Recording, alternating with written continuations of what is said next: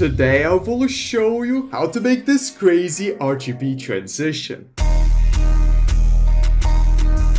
Yo, it's Povikas here, and I'm not gonna lie guys, these type of effects do take a long time to make, and I'm actually getting kind of annoyed by this. And if it actually annoys you as well, then you don't gotta really worry anymore. I've spent a long time creating a solution for this, which is my Ultimate Impact bundle, which has a bunch of these crazy shake and distortion presets, and you can just literally drag and drop them in After Effects and just have them incredibly quickly whenever you want to have them. So if you're interested in my Ultimate Impact bundle, then I'll leave a link down below for it. But anyways, let's get into the tutorial. Alright guys, so in After Effects I have a bunch of clips of Yeet from his D-Bell music video, and what we can do is press Ctrl+Y to make a new adjustment layer on which we will make this crazy transition. And here, let's add the only effect we'll need to use here, which is going to be as Distort RGB, because the name suggests it has the RGB effect, and I absolutely love this effect. Now the problem with this effect, it does require the Sapphire plugin, so if you don't have the Sapphire plugin, you just really need the Sapphire plugin. But anyways, at the transition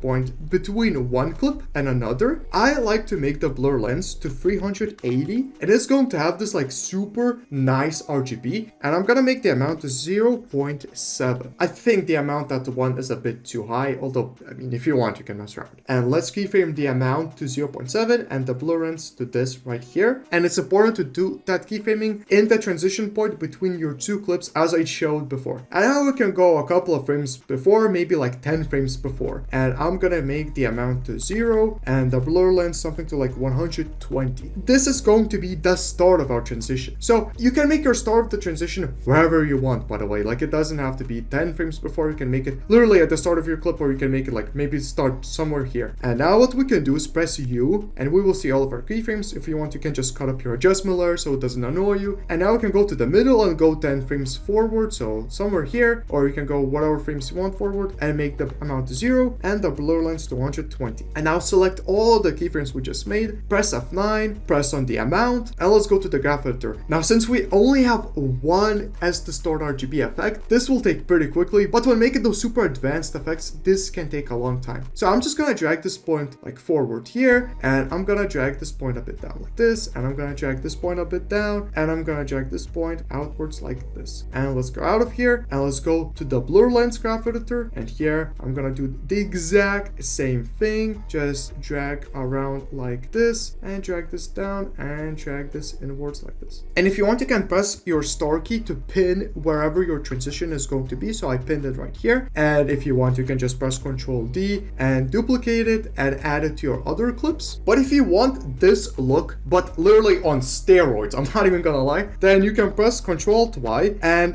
this would take a long time. I'm not gonna like, this part takes a bunch of time to make. But as I've said in the intro of the video, I have a crazy Ultimate Impact bundle which will give us insane looks in absolutely seconds here. So I'm just gonna go to Impact Presets, which is included in my Ultimate Impact bundle, and I also include Impact Presets v2, and I'm gonna drag and drop Frame Glitch Chaos on this new adjustment layer. And it's going to look like this, super fast made right here, but it would have taken a bunch of time to make it. And that's pretty much my workflow with these type of effects. Like you can go forward here, press Ctrl+Y, and here we can add like a heavy distortion. So I'm gonna add Distortion Impact because I really want you to see how this will look. Distortion Impact gives us this super strong distortion. As you can see, it like lasts for a long time. It just looks super dope. And now we can go even forward, duplicate again our transition layer that we had, bring it to the next clip, press Ctrl+Y, and I'm gonna show you pretty much my favorite, or maybe not my favorite, but super close to my favorite effect from this whole bundle, which is Color Pop. Now as you can see, Color Pop by itself is a distortion RGB effect. Like it distorts the RGB like this. Like look at how it would be without that S Distort RGB that we had already made. It would still look like this. It's an absolutely brutally crazy effect. And I want to show you the last combination we can do, which is going to be add a duplicate of the transition. And the warp transition is going to look like this. Absolutely insane effect. And now the last thing I want to show you, it's going to be a lot of sauce with the S Distort RGB RGB, you can make this look so much cooler by going to the middle and keyframing one of the warp red or warp green or warp blue. I'm gonna pick the warp red and I'm gonna keyframe it in the middle, and I'm gonna go a couple of frames backwards, like maybe like right here, and I'm gonna just make it to minus something like minus 1.80 something. And look how this actually looks. Super cool. It kind of like makes the colors pop out, and I just really love this look. And guys, we've pretty much done it. This is an absolutely insane sequence that we made really fast, and as a thank you gift for watching this tutorial, I have to let you know that if you use code POVICAS at the checkout, you will save $5 off on the Ultimate Impact bundle. But anyways guys, that's about it for the video. If you have any questions, then please let me know. But anyways, it was fun. Have a fun and productive day. See ya.